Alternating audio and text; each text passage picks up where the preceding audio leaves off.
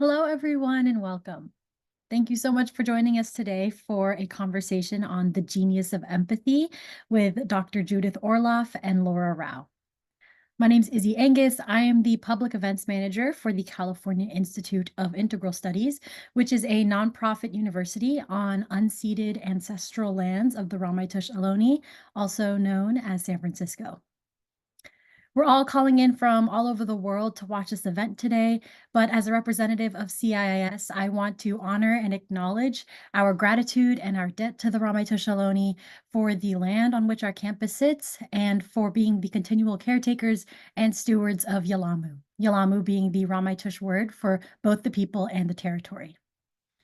Acknowledgement is just a first step to cultivating a deeper relationship with Indigenous tribes, people, and organizations where we live.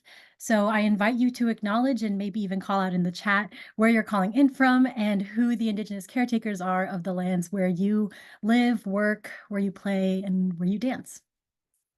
If you're early in your journey and would like a starting resource, I recommend the website native-land.ca. Now, before we get started, I want to go over a few general tips and troubleshooting items. We will have a Q&A after the conversation tonight, so please submit your questions at any time using our anonymous web form, which is linked in the event description below this video. Our presenters will pull questions from that form after the conversation, and we'll try to get to as many as we have time for. We do have automatically generated captions for this event, which you can toggle on and off using the closed captioning button in YouTube. Chat will be enabled during this event, but please note that it is not being moderated. Our presenters cannot see the chat, and chat is not required to fully experience the event. If you choose to participate in chat, please be respectful and avoid language that could be offensive or insensitive to others. You can turn the chat off at any time, and we actually encourage you to turn the chat off if you find that it is negatively impacting your experience in any way. If you are having issues with your audio or video, we always suggest that you start by refreshing the page. And then if you still have issues, we suggest that you adjust your video settings from within YouTube. Now, let me first introduce our presenters, Laura and Dr. Orloff, and then we'll get right to the conversation. Laura Rowe was first introduced to Judith Orloff's work in 2006 when her counselor suggested she may be an empath. This exploration propelled her to claim this identifier and leave behind a career in organizational management to pursue her passion. Laura started her practice, The Vital Spirit, over 10 years ago. She helps empaths feel validated for their life experience and thrive. She is an intuitive energy healer and mentor working with empaths all over the country.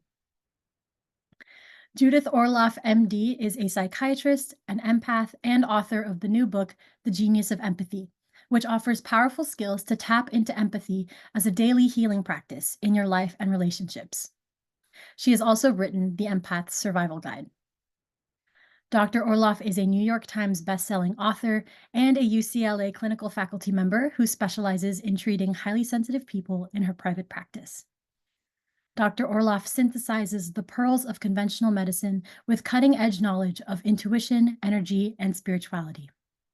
Her work has been featured on The Today Show, CNN, Oprah Magazine, and the New York Times. And now it is my absolute pleasure to turn it over to Laura and Dr. Orloff.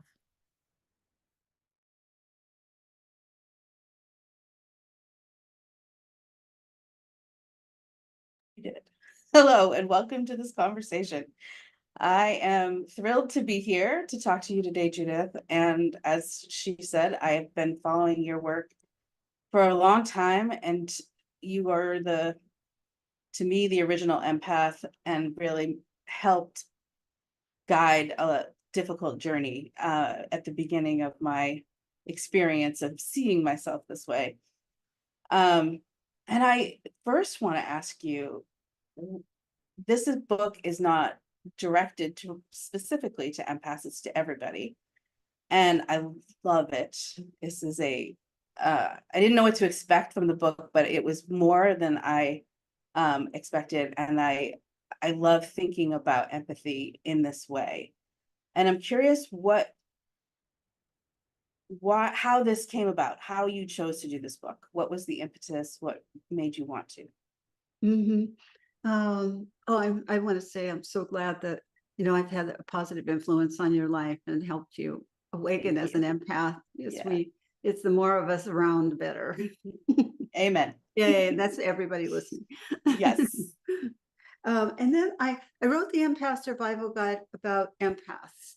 Yep. And then I was feeling that I wanted to write another book about empaths and people who are not empaths Yeah. and everyone else in the world.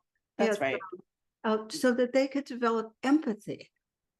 Maybe they're not an empath, nor do they have to be. Mhm. I mean, those of you who are empaths will benefit by deepening your empathy and learning to protect yourself and center yourself in even greater ways, given all the Mhm. stresses in our world. And that's important to me, that you feel protected and that I'm protected, and not absorbing all the negative energy that's around. And so that I would feel confident in myself and you would feel confident in yourselves to deal with most of it most of the time. I mean, it's pretty intense now. But I wanted to write a book. It's called The Genius of Empathy. And the word, it was interesting, the title, it was called Radical Empathy for a really long time, the whole time I wrote it.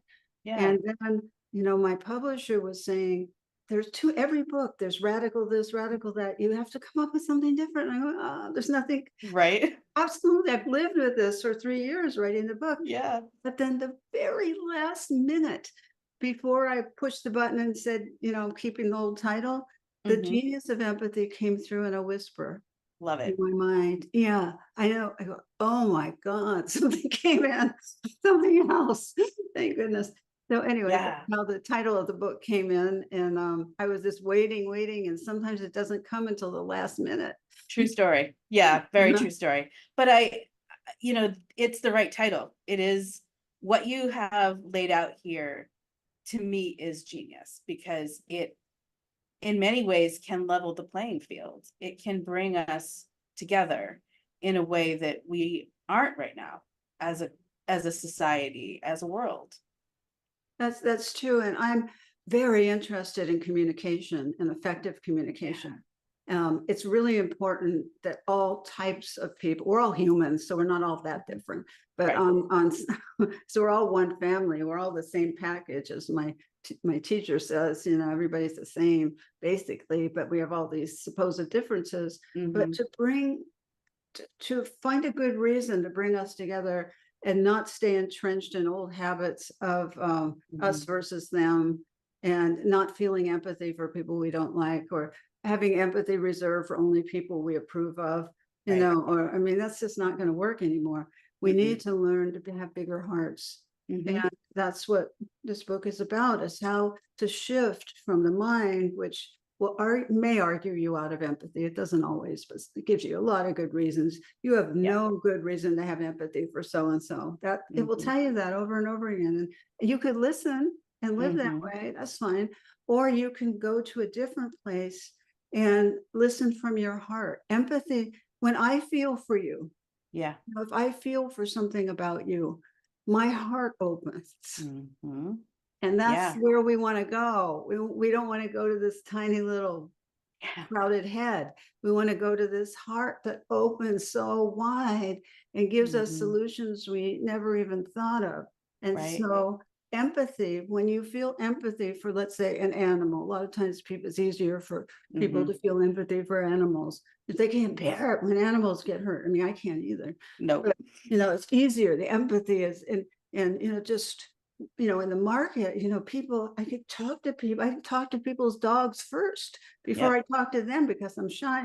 And it's easier for me to talk to, hi, hi, little one, but my heart's opening and I'm having empathy for that little being. And then the well, you don't want to call it an owner, but whatever the person is that's walking the dog, the companion starts talking, and it breaks the ice. So it's just a way to, empathy can open the heart. So it's easier to have, a lot of us, to have it for animals, but for people too, and in your relationships in your life, there's a whole, the book is divided into 3 parts. One is yourself. The second part is relationships, and the third part is the world. And so the first step is having empathy for yourself. which is really, hard for a lot of people, and including myself, where I had to train, and I continue to train myself so I don't get into that, whatever it is, catastrophic thinking or Yep. feeling fearful, whatever we have. It's about being empathic with ourselves and our struggles and our joys. So to begin to shower ourselves with the kind of energy that comes when you could have empathy, just by simply saying, today was really hard and you got through it, and bravo, fantastic. It wasn't perfect, but it doesn't have to. Now that kind of really beautiful talk, or in meditation, you can put your hand on your heart and just focus on the love within you. And when you do that, you're healing yourself. When you can give yourself these gifts, as opposed to like what happens with so many people I know, and all my patients practically, is beat, beat, beat, beat. It just goes on. It's true. It's true. And it's easier to have it for other people. As an empath, it's really easy for me to feel for other people. Easy. Feeling for myself, it's more challenging. I'm hypercritical, and I think a lot of people are.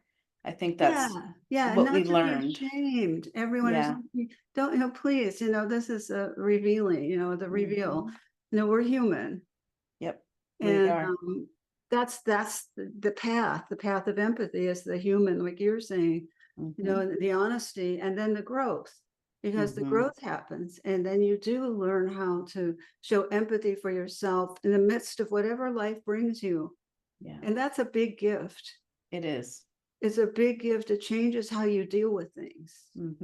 But how you get there, there's a whole chapter on, how to get there and find empathy. And there's strategies and practices. It's something that humans have to be educated about, how to get there. Because we don't really have a book that tells us how to get to these places. It's true. And, until you wrote this book, until I read this book, I thought I knew what empathy was.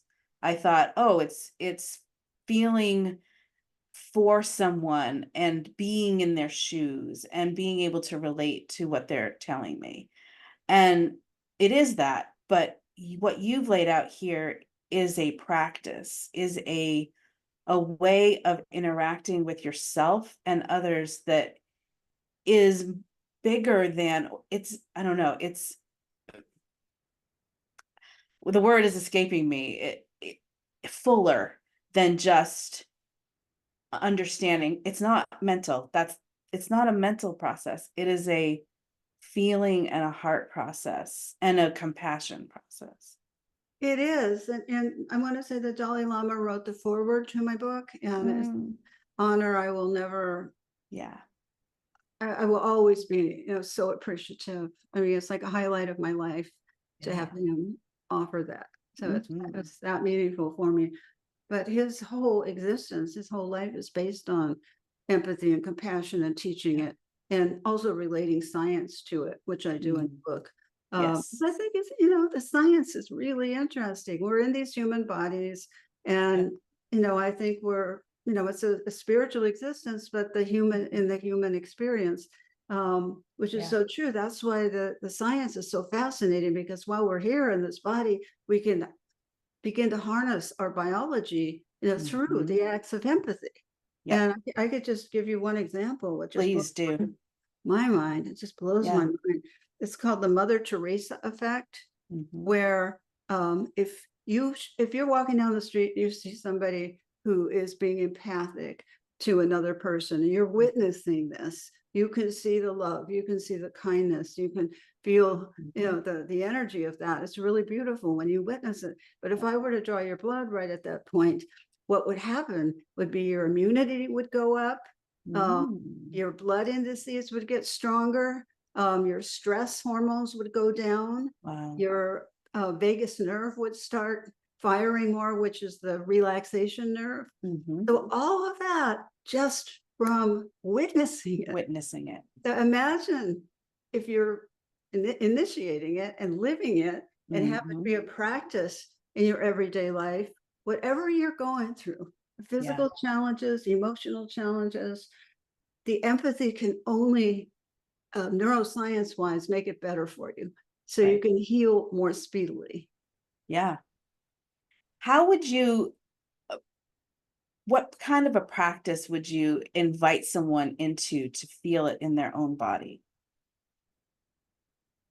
I mean, there's so many different practices of looking at nature, gazing, Mhm. not going so fast, slowing down and gazing at nature, looking at the wind and the trees. Slow. The thing with empathy is you slow everything down, you don't speed it up. In our world where everything's so rushed, this isn't Right. the same. It's like intuition. You have to slow it down in order to really listen and get the signs that come in. Yeah. And same as with empathy, and the same intuition and empathy are like married to me. They're both, That makes sense to me. Yeah. They feel like similar practices or processes. yes, but you need to, if you want to feel either, if you Mhm. want to get more in touch with your intuition, which I talk about also everywhere. And now that's such a big thing for me. It's Yeah. in everything I write, everything I do, because it's how I operate.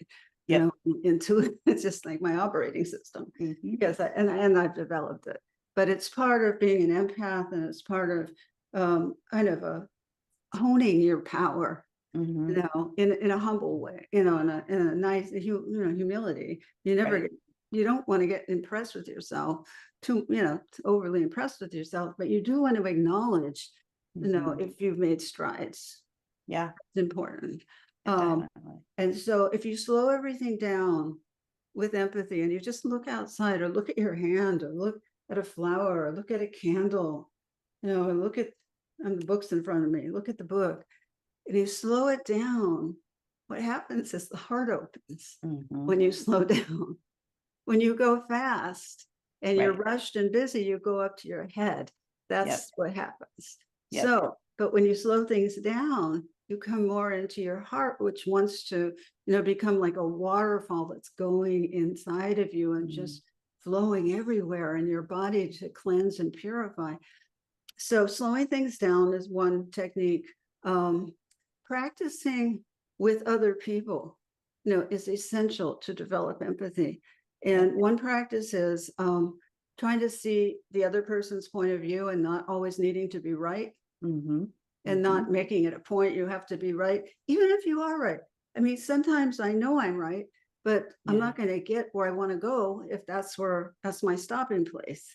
Right. If my goal is to communicate with this person, and I'm Mhm. right about something, that's fine, I'm right. But I want to communicate. So I want to find out what's important to that person so we can speak Yeah. to it and Yep. get to the bottom of what the block is. I Yeah. don't belabor if I was right or wrong. That's Yep. not my interest. My interest in writing a book about empathy and being with people in an empathic way is to connect. Yes.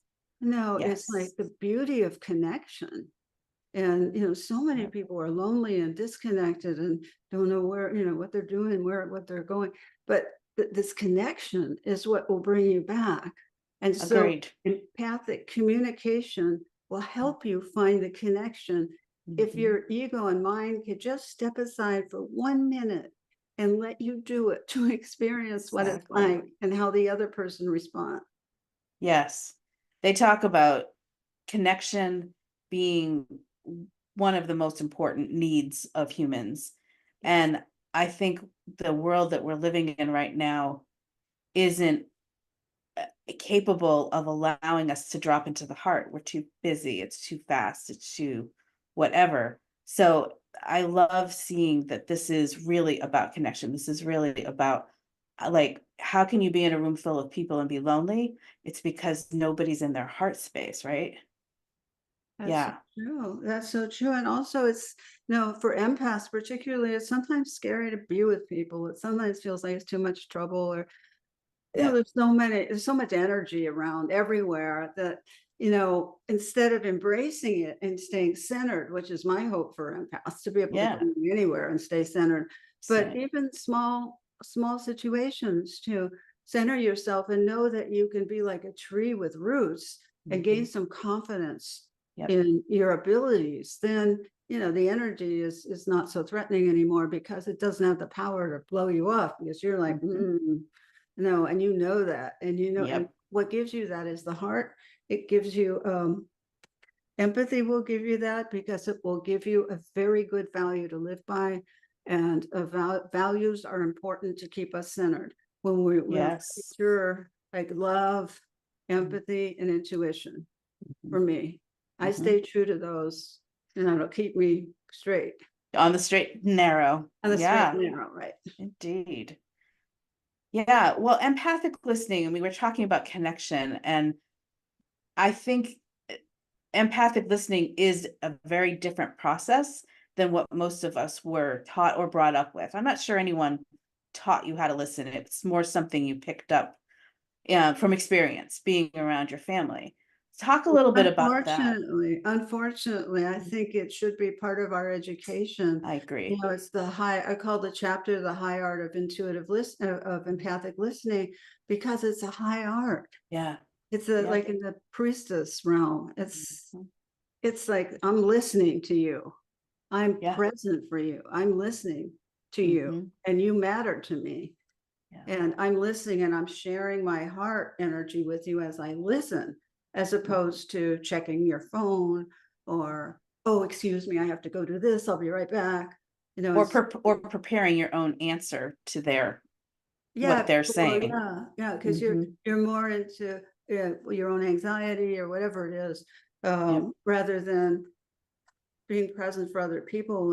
And one thing I've learned as a physician, over many years, is Mhm. how to set my problems aside and have the patient be 100% of my universe. Mhm. I've learned how to do that, or I literally say, you worry about this later. You don't Yep. have to deal with Yep. it now, but just bring Judith, wholly centered, with you.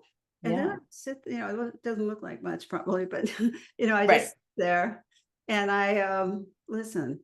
Mhm. And where I got that, the empathic listening, I learned that from my mother. My mother was a physician, and she had a lot of house calls. And when they used Yeah. house calls, Yep. and she took me in her car. We'd wind up the hills in Beverly Hills, and Mhm. go with her to her patients, and I would watch her listening to the heart, and closing, Oh, listening to a patient's heart, yep. just so like it told a story. And then listening to the stomach and listening to the patient's words. And I just sat on a couch and I watched her do all this. And I Mhm. don't think she really thought about it. I think it was instinctual. Yep. But that was a model for me for listening to people. And Mhm. that's why in this chapter, the high art of empathic listening is so important. Part of this whole healing is listening and Right. being listened to. Mhm. It's a great gift when someone actually listens to you rather Yeah. than interjecting their own stuff into it. That's Absolutely. empathic listening is about holding space for someone else. Mhm. And just a few of the guidelines I talk about in the book is you set a time. You don't have open-ended time, as it could Yep. go on forever. People really Right. like it, but it's too tiring, at least for me. But in Mhm. general, I would set a time like 5 minutes or 10 minutes where you're just going to sit somewhere. You have a place, you sit and Mhm. you listen. Yeah. And you stick to one subject, only Mhm. one subject at a time, because otherwise what happens is people get excited and they want to share everything, and then Yep. it's lost. You can't absorb all of it. Right. So you have to just do one issue at a time. Mhm. And the other person, let's say, will sit and listen. Yep. And you listen quietly. You might say a few words here and there. You hold your eye contact, very gentle and loving, but not probing. You don't Mhm. want to make someone uncomfortable Right. diving into Stare their them eyes. down. Yeah. You don't want to scare them. That's right. No. You want to- Exactly. and your tone needs to be a nice tone, like you're friendly. You have to Yeah. look friendly. You can't look in there, yeah, look friendly, but don't overdo it, and just let the person talk. And then you just take it in, and then at the end, if you want to have some kind of sharing about it, limited sharing, that's fine. But that's the next subject, is how do you communicate empathically? Right.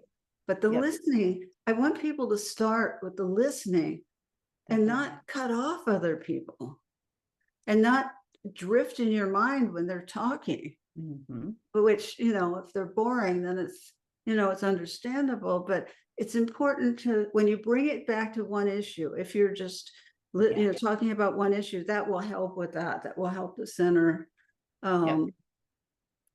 Yeah, but you have a goal. You don't just sit there and listen to somebody complain. That's not going to be Yes. helpful. Right. I mean, maybe one session for 5 minutes. But you don't want to encourage complaining too much. Yeah. Yeah, I imagine it's about just taking in somebody's perspective of whatever it is they're Right. talking about. Right. And just saying, yes, I know what you mean, without shaming, without blaming, without judging. Right. You're not sitting there going, I can't believe that he feels that way. You're not, I mean, maybe you are, but you don't want to you want to come from the heart.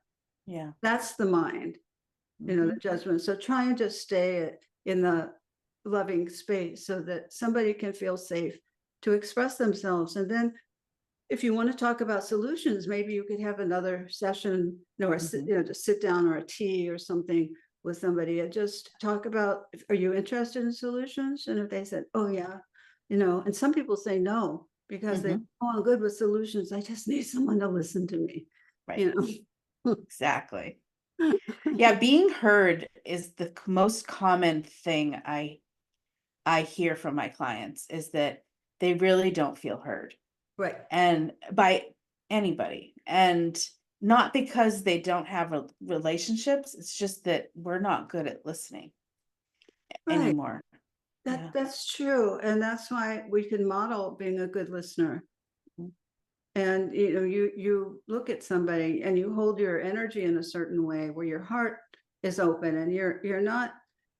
One issue with empaths is that they empathize so much, they jump into somebody's body and then they feel all the suffering in there. Yep. And then come out, bedraggled. Weak. Yeah, exactly. From the situation. Exactly. But with empathic listening, what I'm suggesting is that you don't jump into somebody's body, empath, that you stay in your own body, embodied, and you listen with your energy field. You listen, but you don't jump. There's empaths just love to merge with others. Yes, we do. They do it automatically. And so it's a training process to learn one step back, stay within your own body and listen with your energy, not everything you have. You don't want to do that. That's too much. And this is something, if you're empathic, but maybe you were brought up in a household and you got the message that in order to really be compassionate, you have to be available for people all the time. No matter what. If someone's in need, you're the one to go to person.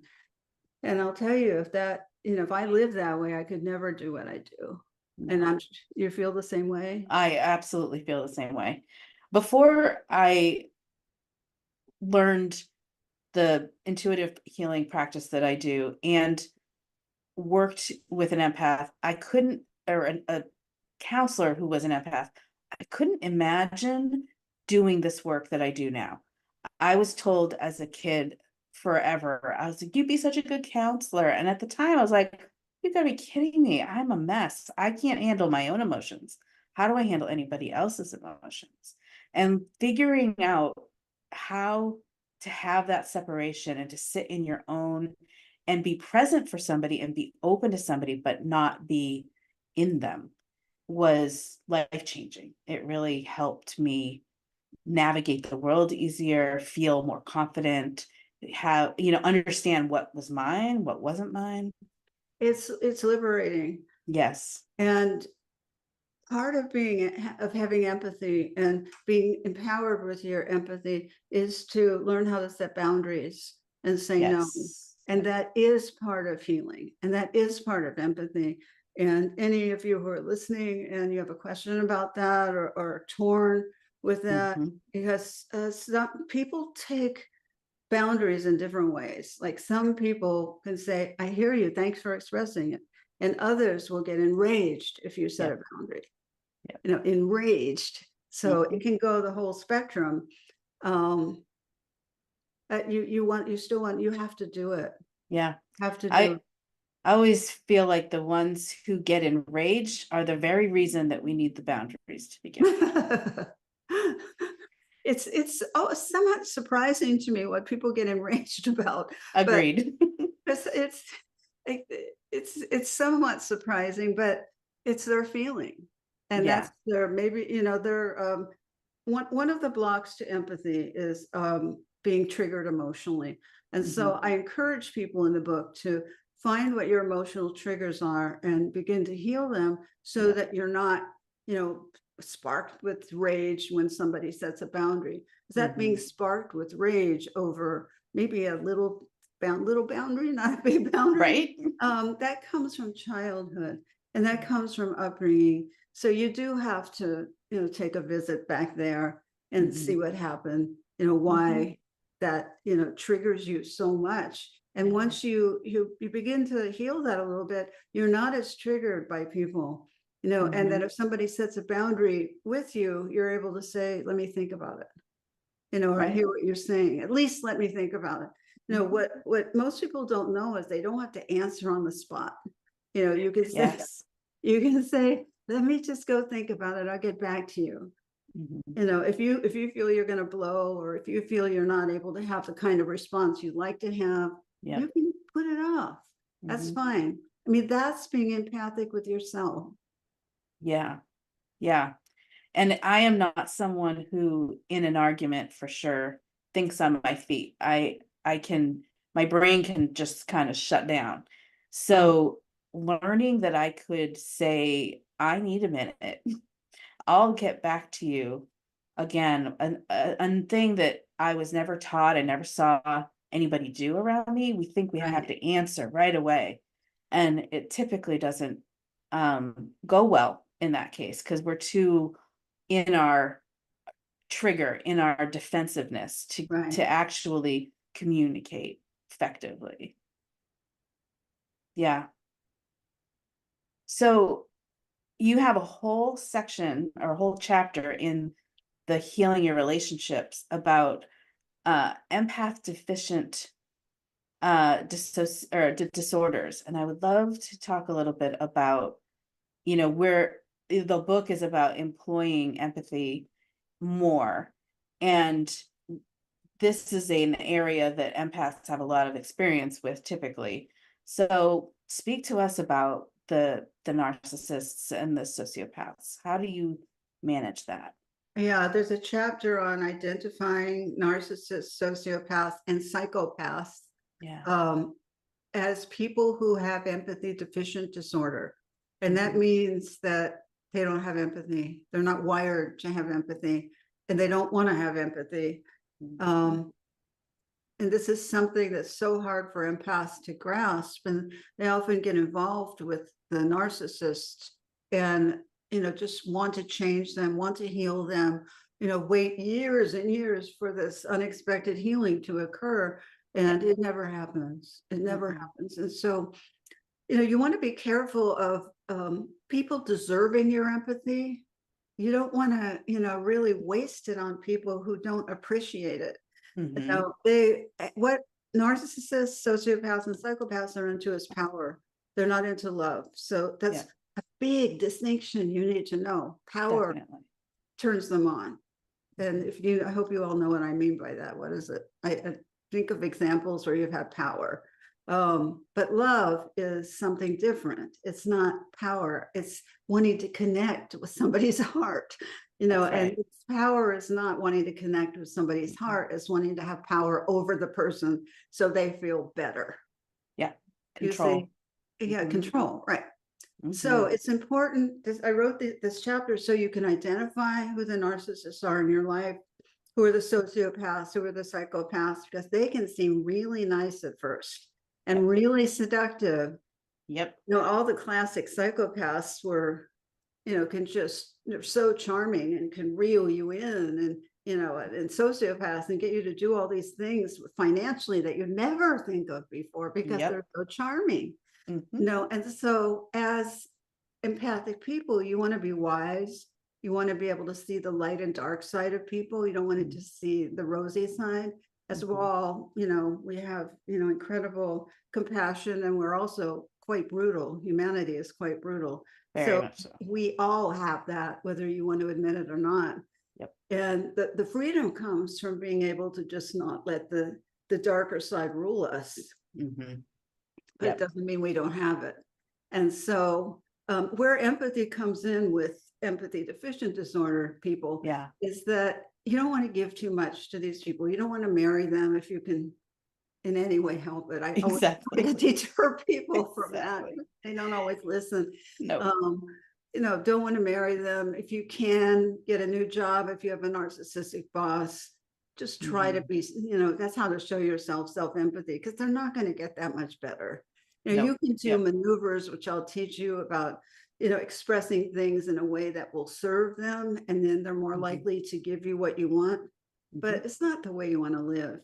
It's a very tedious form of communication that works with narcissists, but that's only if you have to stay there.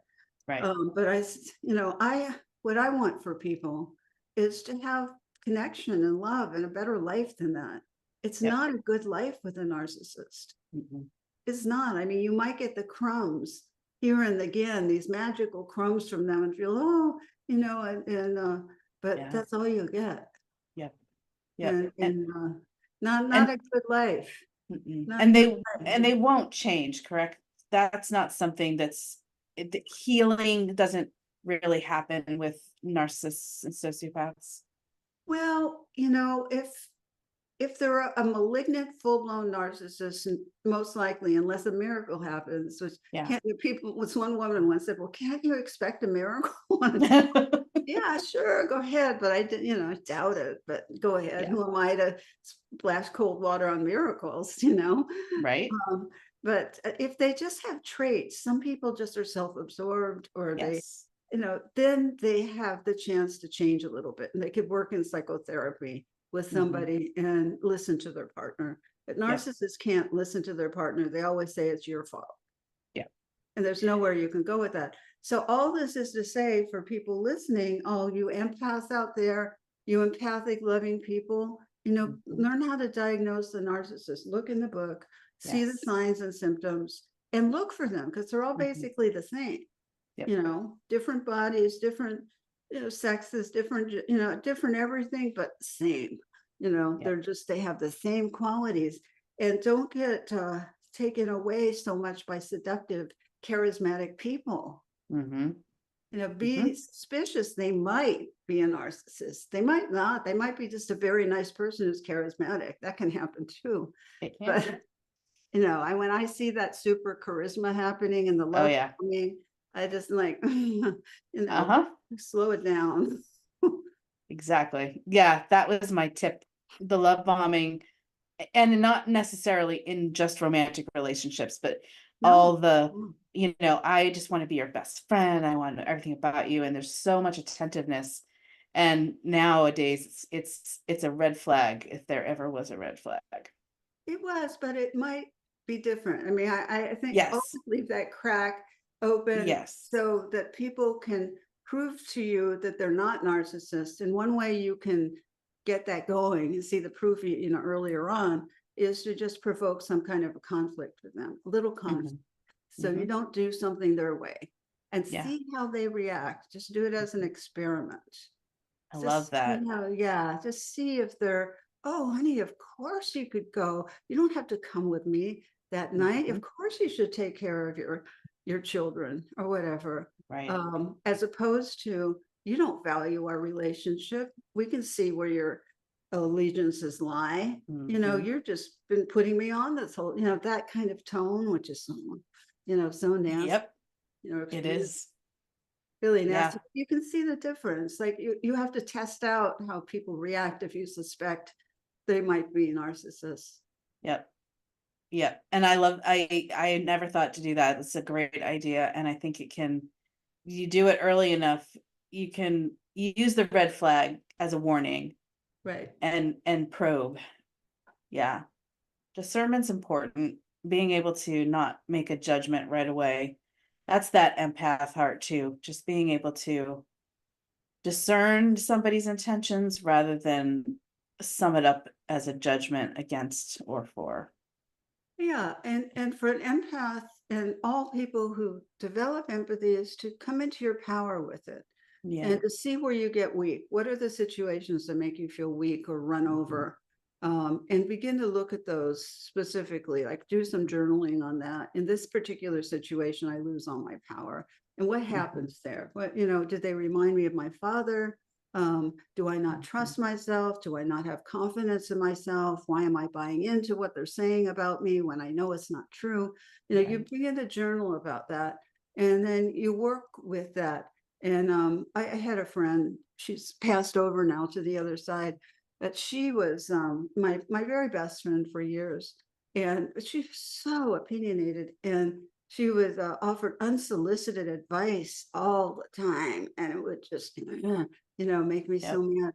But I learned through years of loving her and being with her and having conflict with her, as it wasn't like easy relationship Yeah. necessarily, to not take people's opinions so seriously. Mm-hmm. If they offer it and it's inappropriate, but I learned from her. I mean, she was a tough broad, really, Mm-hmm. and I learned from her. All those years of being her friend taught me to not be so triggered by unsolicited advice, or to be able to set boundaries, saying, I like my partner says, did I make a request? That's good. Oh, no. Okay. Yeah. Yeah.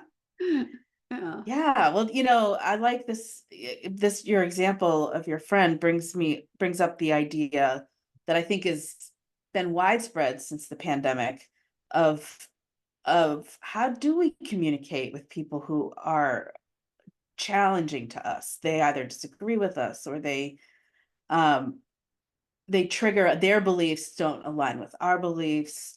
And Yeah. I think over the years there's less and less listening happening. Oh, and more fighting.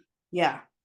Oh, human beings clearly can't get along with one another most of the time, and especially if they're different. I'm just looking for the chapter on that in terms of how to express empathy for someone that you may not agree with or like. Yeah. And this is a kind of a nuanced conversation, but keep it simple is that you Mhm. do want to have empathy for people who have beliefs that are different than yours. And the Yeah. empathy isn't necessarily for their beliefs, but it's, if they believe in murdering people, Mhm. your empathy is for the part of them that's so lost that they think that that's right. Yeah. It's to That's find, helpful. yeah, you want to see that. And the reason you want to see that is so you could keep a distance from their energy, Mhm. and that's really important, because if you're judging them and you're, I can't stand that belief system, Yep. you're bringing them towards you. Right. You have that much emotional charge on it.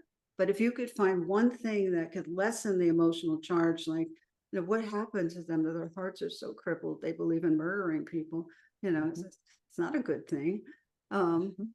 but they do believe it is. And some people, are misguided. And I don't mean that in a judgmental sense. It's just they've gotten off the path of goodness. Right. Yep. But you don't want them to be attached to your energy. If you're around people like that, you don't want to have extended conversations with them. You don't want to have debates about their beliefs Mhm. at all. You don't want to even go there. But you could give them something. You could give them a gift, and say, I hear what you had to say, and I'll give it some thought. It's not Mhm. something I agree with, but I'm really going to give it some thought. And Mhm. why do you want to give them anything if you don't like them? That's Mhm. the old belief. Always. Because Yep. you want to shift that energy. You Yeah. don't you don't want to keep doing that. Mhm. And I really glorify the power of the individual in this book. You know, I believe the individual has tremendous power. And when people say Yeah. to me, what can I do just as one person? I feel so powerless. Your actions, just if you can show a little bit of empathy with somebody that you don't like their beliefs, but you have empathy for something about them, you're changing the energy. Exactly. And one person Exactly. changing the energy is not insignificant. No. And No. see, that's where the mind gets confused. It thinks it's just one person. We need a million people doing this. Well, you know, maybe, maybe not. But I do believe that in the goodness of one person doing it, it has Mhm. the power. Maybe you don't understand what it can do to change things, but it Right. can. Right. Yeah, it's the ripple effect, you know, Yeah. it is important. It's what I talk to my clients about a lot is each client that chooses to do this work, to heal themselves and live this intuitive, empathic way, it is exponentially rippling out. And the effect is huge, even That's though it great. doesn't feel it every day. You don't notice it, but it is. But what I suggest is there's a chapter that I agree with you. Mhm. There's a chapter at the end of each chapter, there's empathy and action section Yeah. for what you can do each day to put your empathy into action.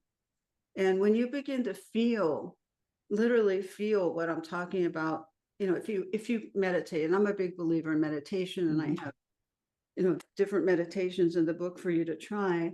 But meditation is basically shifting out of the mind and into the heart, the way I meditate. You know, I have more of a Taoist kind of meditation. There are different kinds of meditation that might be suitable for you, but you have to find out. But the more you do that, the stronger you get, and the more intuitive knowing you have. It's the power of goodness that is everything, you know, and you begin to really believe in it, you know, Yeah. and the belief in that, in the power of goodness and kindness and empathy and compassion, that cannot steer you wrong. But at the same time, you're no pushover. And that's what I'm Yes. talking about in the book. You're not this little flower just wilting every 2 seconds. You know, Yeah. you know, I'm quiet maybe, but I'm strong. I mean, not Right. even but, and I'm strong. And Yeah. yeah, there's this fallacy that we've created or that's been playing out where being emotional is weak or having empathy is a sign of weakness. And I always try to help people remember that it's actually the opposite. It is profound strength. It's a muscle you build to have empathy and to have kindness and goodness all the time because it's not an easy world out there. And if you're trying to do that, it takes strength. And it is empowering for you, but also everyone you come in contact with. It is, and you feel your strength. I mean, when I was little, I'm sure a lot of people were told, oh dear, you're overly sensitive. You Oh need yeah. thicker skin. Oh Yep. dear, you know, you need to not show that to society because they're not going to approve of your intuition or your dreams. You know, so I grew up with that. Yep. And so I became ashamed of my abilities, and I had to grow into them and the power of them. But when you feel your intuition, and when you feel your heart open, this is a sign of strength. And I want everyone to know that. And the more you practice that, the more you can meditate. Put your hand on your heart and wish somebody well. Maybe someone you don't even like. That's really nice. Wish them well. It's hard for the mind, easy for the heart. Yep. All right. So just Yep. remember, there's the mind that doesn't want to do it, but you ask your heart, and the heart will go, oh, good idea. Exactly. Well, on that topic, I want to talk a little bit about forgiveness because this has been a topic among a lot of thought leaders and spiritual people, psychologists, psychiatrists for a long time. And at the moment, it's a mixed bag review that I find. Yeah. Tell me about it. What's your own experience? What do you see in your clients? How does forgiveness work, and is it necessary? Well, forgiveness and empathy are, you know, sisters. So or brothers or married, whatever you want to call them. They're joined. And in chapter 10, it's the healing grace of forgiveness, of releasing resentments and building empathy. So that's the goal. Nice. I'll just read you the first couple sentences. An ingenious healing gift of empathy is that it can help you to forgive someone and release bitterness and resentments so these feelings don't deplete you. Now you will have a way out of suffering from past hurts if you choose it. Picture the lightness of being and creativity that you will liberate when the weight of resentment is lifted. What is forgiveness? It's an emotional cleansing and self-healing process where you compassionately release smaller and larger resentments to clear unwanted negativity. Resentments can be directed towards others or yourself. They can include staying angry or vengeful when you've been harmed, or when love or life or human beings have let you down. By forgiving, you can release a resentment, an empathy-centered practice that doesn't involve emotionally bypassing your real feelings. So that's Right. key. And the problem I've seen that people get into with forgiveness is they have this horrible breakup and suddenly they're forgiving and they're all over it in the next day. And of course they're not over it, and it's just, you're just trying to avoid the pain of the grief and loss. There has to be a process. If you're harmed in some way, you were harmed, you are right. You don't have to forgive anybody ever. That's my feeling. You don't have to, but then you get all those resentments build up around you, so you can't get rid of them. And so it's really hard to age gracefully with all these resentments bogging you down. So it's your choice. You can hold on to them or not, but it will really benefit you if you do some of the techniques in the book to let them go. Did you, what were you going to say? Yeah, it's not about the other person. It's not about giving them another chance, or, it isn't I think the forgiveness is about your heart, not what you'll take in the future from somebody. Yeah, and that's what people think. If you have a conversation with them and forgive them, they think you want to get back together with them. I wrote about one of my my first boyfriend who dropped me for a cheerleader in high school, and it was the most painful, wrenching thing at that point I've ever experienced. And then later on in life, he called me and he said, and he just dumped me and he wouldn't talk about it. And so later on in life, he calls me and we get together for tea and he says, "Oh, it's the stupidest thing I ever did, dropping you like that." And I was just like, "Why did you do it? You Right? love me. Why? Tell me." That's all I wanted to know is why. And he said, "Because I wanted to be popular and you weren't popular." And and I understood that state. Yeah. I understood that state, and I forgave that adolescent part of him. But when he wanted to start writing me letters again, which he did, and want to, maybe resume something. No. No. Yeah. No. Yeah. So, but for everyone who's listening, you might get somebody who, when you're clearing the resentment or listening and wanting to forgive, they might want to start up the relationship. And like you said, you don't have to do that. And it's usually you don't do it. Right. But sometimes you do it. It's not an one size fits all for forgiveness. Yep. Yep. And you don't want to forgive too quickly. Yeah. You will have to suffer, and people want to run from suffering, and it's hard to run from suffering. I don't know if it's possible, but when you're going to suffer a little bit. So just, feel the love, the self-empathy, your animals, your people around you who can love you through it, or whoever, nature, to accept that suffering does come with loving, and you will get hurt at times. And then there will come a point where you will consider forgiveness. Right. And it's not forgiving. I don't forgive that boyfriend for being with being with another woman and hurting me. I don't forgive that, but I do forgive the adolescent who wanted to be popular. And I understood, I get it. Yeah.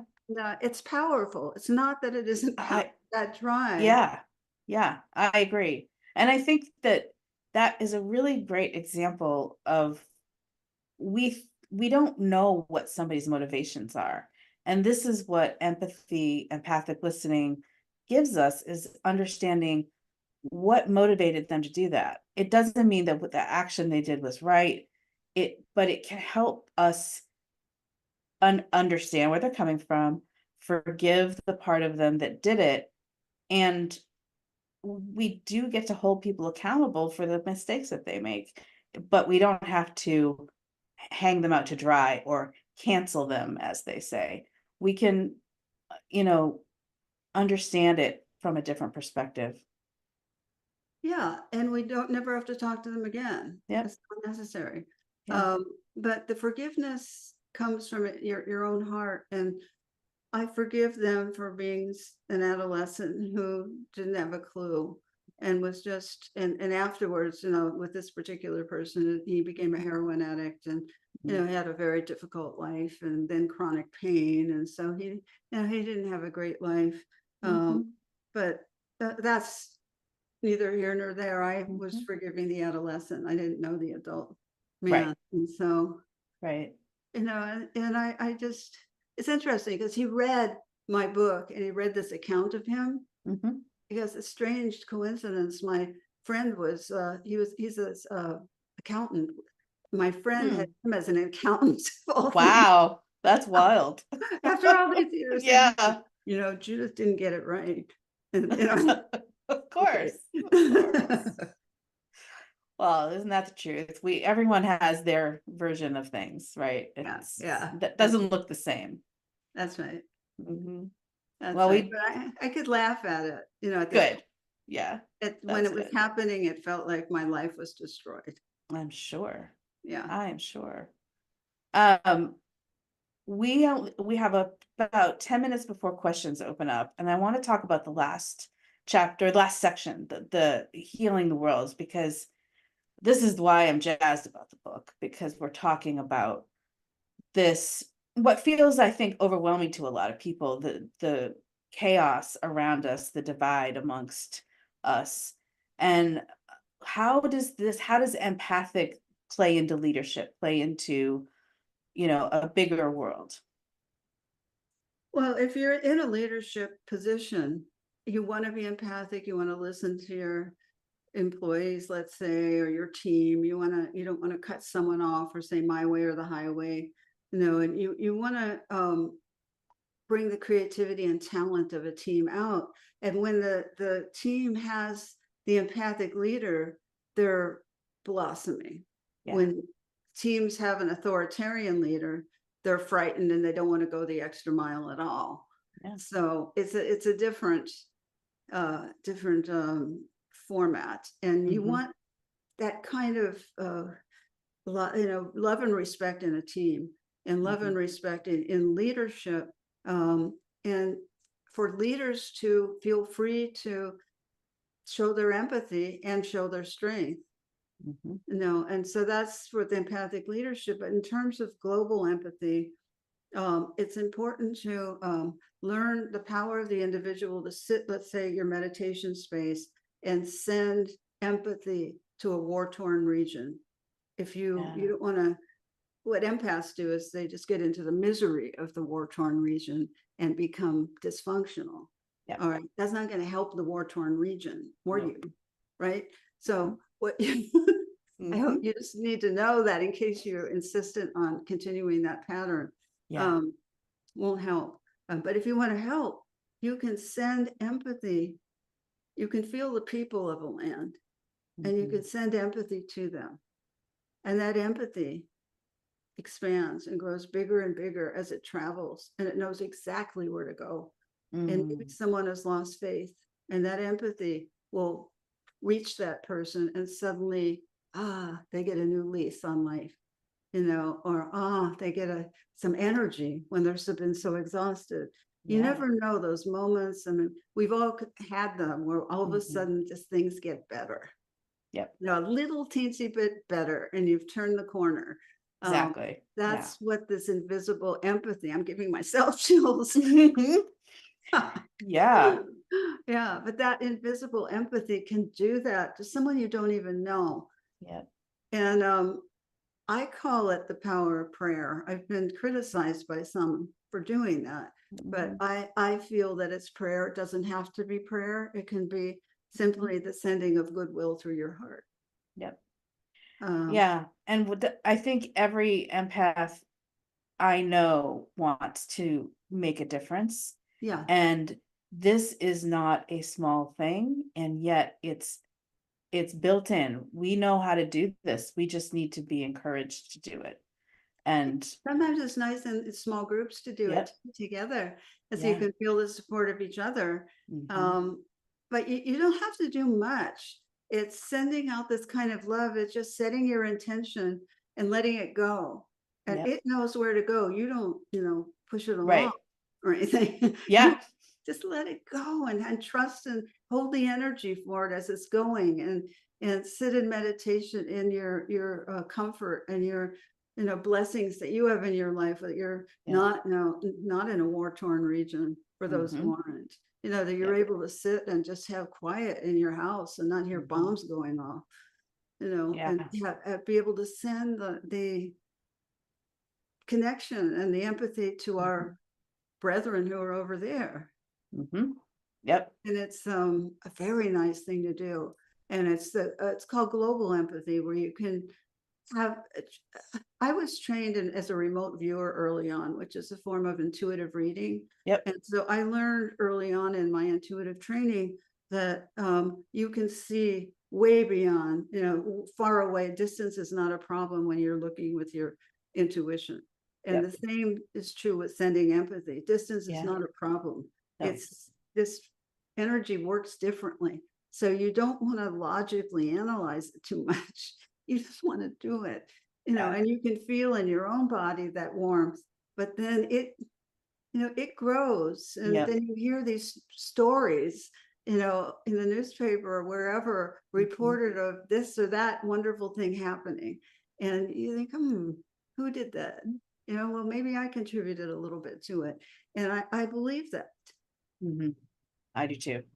Yeah, it's a powerful force, and it is a load off of all of our minds that we don't have to be in charge of it, right? We just Right. have it, we send it Right. out. Nobody has to manage it. Yeah, exactly. Once you send it out, it knows what to do. And with traditional medicine, they kind of don't know about this. If they feel that the mind controls everything and that Yep. everything is logical, and Yeah. everything isn't logical. Nope. It's So not. Oh, thank some things you. are, some Yeah. things, but some things aren't. And Correct. that's where, energy and empathy and love, and why are we doing this anyways? And why are we trying to rise up and shift the energy of the earth? Because we care about this beautiful planet and the civilization, and we don't want it to be destroyed. Yeah. And you never give up hope. You never. Agreed. And we don't understand the power of empathy and love and miracles. And it's not logical, and we get to believe in something that isn't logical. It makes our lives better, and we can witness and watch it happen in action. Well, if you're listening to this, if you can truly imagine believing this is real, and that this is something that is true and real, it changes your belief system and your life, and you'll have a much wider perspective of what a human on his or her own can do. Yeah. And Yeah. we're powerful. Each one of us has a lot of power. A lot. And once you learn how to set the boundaries and don't absorb the energy from other people or the world, and you could begin to be the giver that you've wanted to be, without being afraid of being destroyed by the energy that you're contacting. Exactly. And that's what global empathy is. And I don't want it to sound too abstract, because it's really very simple and powerful. Yep. And don't ever underestimate yourself and think you can't do what we're talking about. You might need a little guidance, and hopefully the book can offer you that. And you can look at it and go, okay, this is what I do. What I do next, which is fine, But feeling the power. That's my goal in the gift I want to offer. Yeah. Is if you can feel that power, it's a different world to navigate. Yep, for sure. Well, thank you. This has been wonderful. Thank We you. have some questions from the audience now. Okay. So first question is, could you speak more to how neurodivergent empaths can navigate neurotypical communication and relationships if they have difficulty practicing some of the tips you provided? If you're not neurotypical, basically. Yeah, correct. So that's a wide range. Okay. Yes, it is. Okay. Yeah. All right. One thing that I think, well, I would, I'd have to know exactly what you feel like you can't do. But one thing you do want to do is put your hand on your heart. Yeah. And you want to breathe and you want to begin to feel the good feeling that's there. All right. You want to do that. And you want to have a lot of quiet. You want to have a lot of empathy for yourself. And this is, I'm saying this to this person who asked the question, and this might not be what you've expected, but you might want to listen to your dreams. The dreaming at night can guide you. Mhm. And maybe you've never done that before, but I think you can get some really good connections and guidance from that. And you're in a challenging position living in the world as we know it, that can't see anything but the linear, logical way of viewing things. But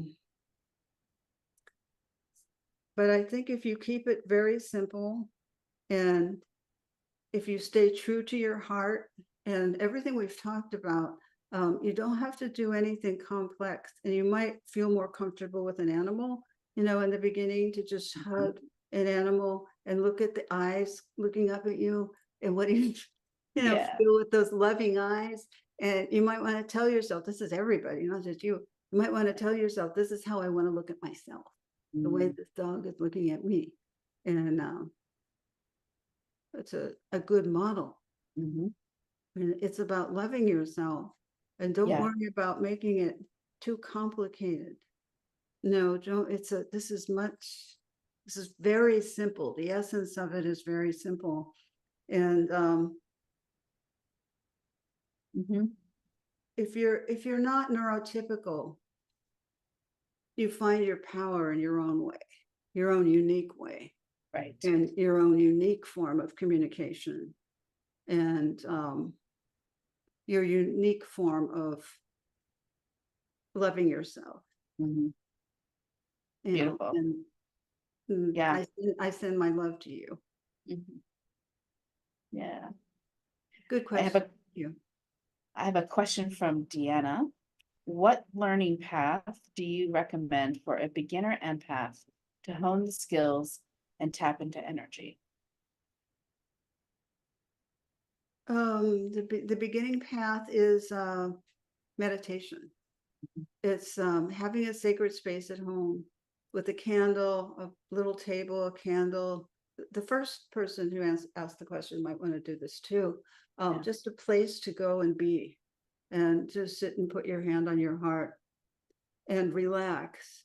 Because this person who asked the question, you have to be very careful of sensory overload in the beginning, because you're feeling so much and it might feel like it's coming in too fast. So part of, Empath 101 is learning how to quiet it down and find some alone time when you need it. Begin to assert your needs with other people, and very simply by saying, I need some alone time right now, and I'll come back later. I'll just go in my room for now. I do Yeah. it all the time. Mhm. Yeah. But you have to learn how to get used to it. And Yeah. if it's a pattern that your family isn't used to, like you setting limits for yourself and taking care of yourself, just be gentle with them. Yeah. I think, so many of my patients who are empaths expect their families to snap to and understand everything. And it takes a while for them. Mhm. They don't really understand this, a lot of them, but they will come around. A lot of them will, if you just Mom, this is what I need. This is what's Mhm. going to make me feel good, Right. and Yep. so it, the Empath Survival Guide is a good book also for you because it's a kind of Empath 101 book. And then with this book, The Genius of Empathy, where I'd like you to go before you go to any other chapter is to go to chapter 3, Cultivating Self-Empathy, because you're going to need that on the empath journey. That's a very important tool.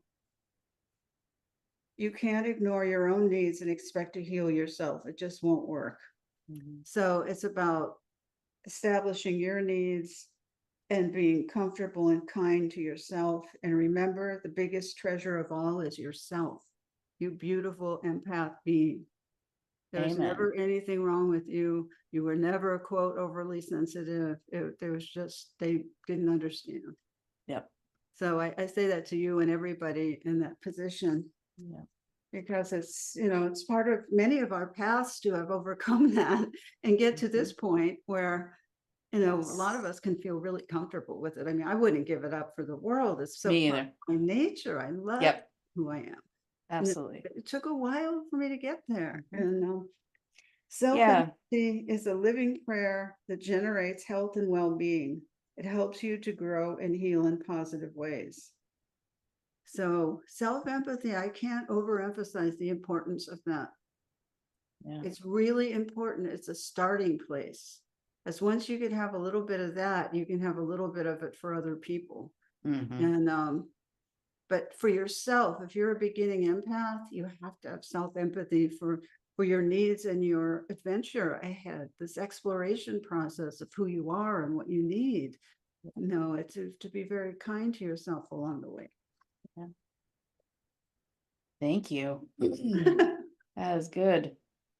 All right. A question from the audience. How much of the world's seeming lack of empathy results from people not knowing how to express it rather than from genuinely not having it? I think that's probably most of them. I think the 15% figure for the narcissists, psychopaths, and sociopaths, it's not most people. Yeah. It's the minority, thank God. Although it seems like it's plastered all over the news now, they're everywhere. But it's a lesson now for humanity. That's a good thing to learn it. But I think most people don't think about empathy, or they misconstrue it as a weakness. And it means that you're giving people permission to walk all over you, which is not true at all from my perspective.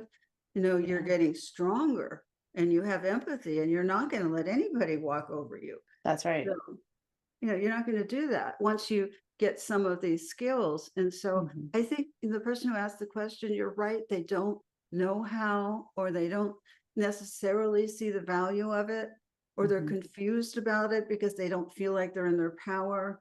And how do they do it? And Yeah. why should I do it? I mean, there are all these questions which make for a great conversation. And I wish, I'm traveling around now on a book tour, so doing lots of different events, having these empathy conversations with people so they could begin to dialogue about it. And what's the question? And here's what I've learned. And to have those empathy circles, it's a great thing, So I think you're right, as most people just don't know how, or are afraid of it in some way, or feel like it will be a detriment. Yep. Yep. Thank you. That I agree. Question from Michelle Gorthy. In the empathic listening section, you mentioned staying on track with a single issue. As I meditate, I often find that parties are not linear in their thinking and need to process by unfolding their chaotic ideas and having someone hear it to quiet their thoughts. How do you direct parties in meditation to focus on an issue without over managing the conversation? Well, that sounds like more that you're doing therapy with people. That was mediation, not meditation. My eyes, sorry. Oh, mediation she's doing? Yeah. Oh, okay. Yeah, she's doing some kind of a process with people that you can't, it's not so simple to limit it to one thing. But if you're, let's say, with a friend and they want you to listen to one subject, you want them to go on to a million subjects, or your spouse wants to talk about something with you.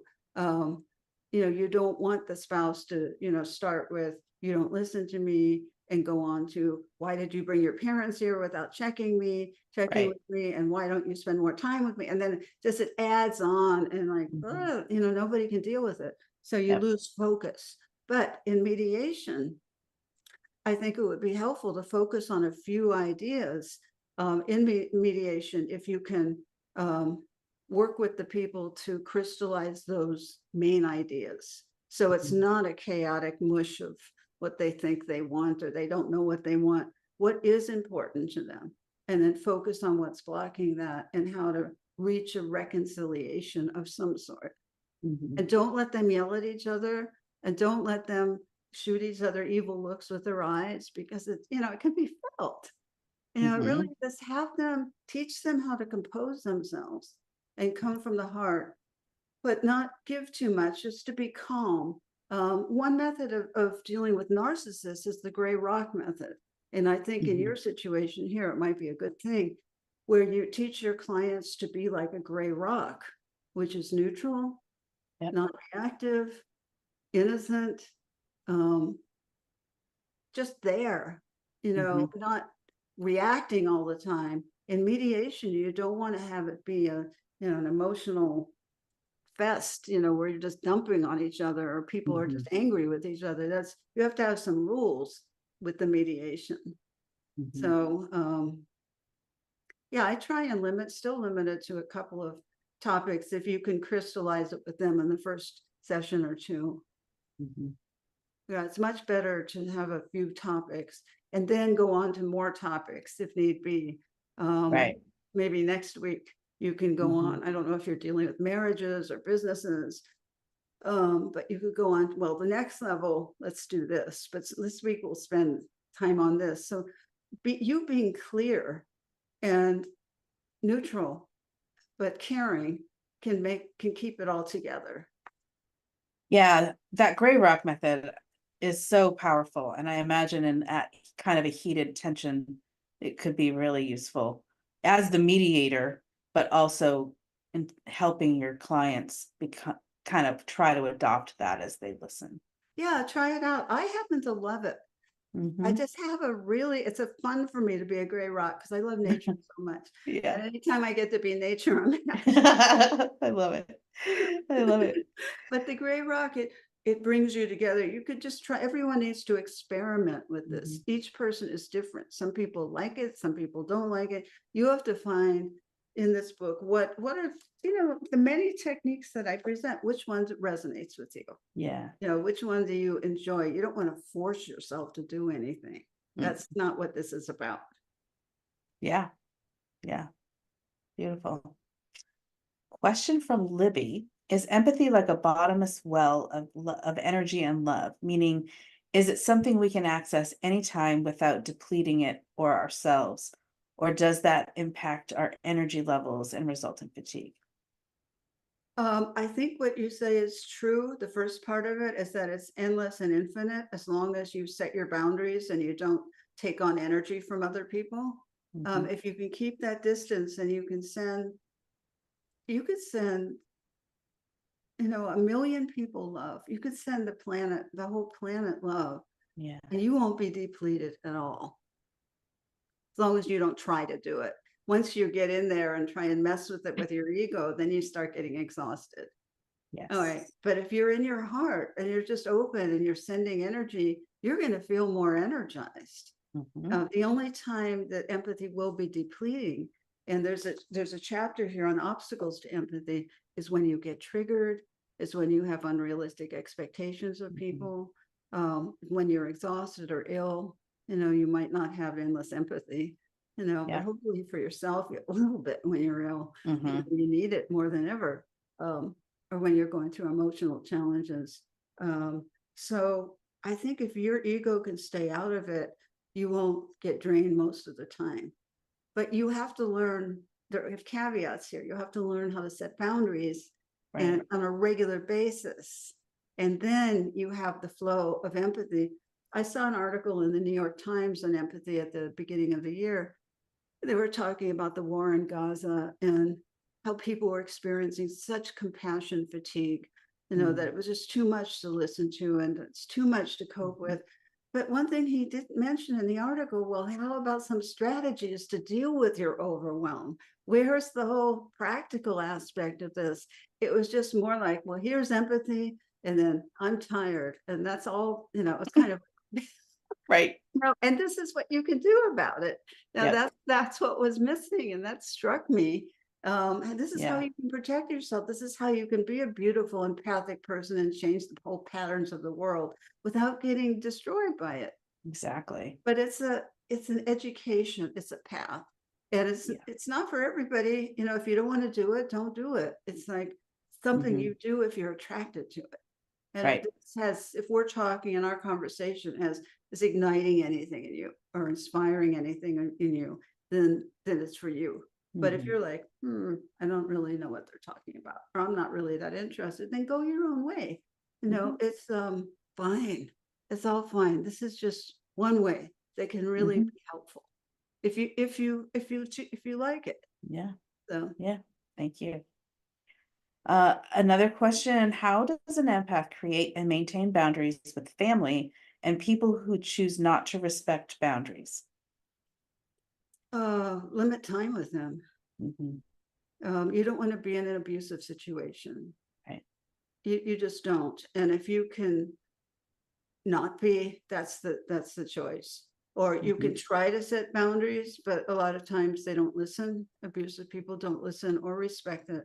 And so it's up to you to keep it more of a distance and lower your expectations. This is where it's so painful, where, I've said this to my patients so many times, I'm so, if this is your parents, I'm so sorry you never got the nurturing you needed. I'm so sorry you weren't seen or heard and that you were hurt so much. But these are for people who can't apologize to you, and you deserve an apology and they're not going to do it. And it's just heartbreaking, but the heart needs to break in order to come back to reality with who they are. Yeah. And so, if you have narcissistic parents, let's say that you're dealing with who are still abusive, you need to set limits with how much time you spend with them. You have to, if they rage, you have to leave the house. You have to not be there. If they rage, you have to not accept abuse.